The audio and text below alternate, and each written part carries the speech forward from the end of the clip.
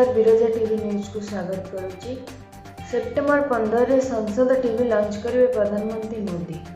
नवा दिल्ली प्रधानमंत्री नरेंद्र मोदी लोकसभा टीवी को मिश्रण कर प्रस्तुत नूतन संसद टीवी सेप्टेम्बर 15 शुभारंभ करेंगे।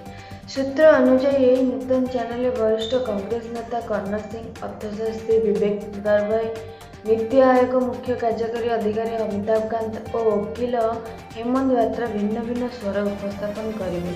सूत्र अनुसार सांसद टीवी देश विदेश दर्शकों को गणतांत्रिक मूल्यबोध एवं देशर संस्था संपर्कित विषय उपर उच्च गुणवत्ता विशिष्ट विषय वस्तु प्रस्तुत कर जितेबाला संसद अधिवेशन आरंभ हो से समय संसद टीवी दुईटी चैनल लोकसभा और राज्यसभा गृह कार्य प्रसारण कर चैनल को प्रधानमंत्री नरेंद्र मोदी, उपराष्ट्रपति वेंकैया नायडू और लोकसभा बाचस्पति ओम बिरला उपस्थित में आनुष्ठानिक भाव शुभारंभ कर। नमस्कार।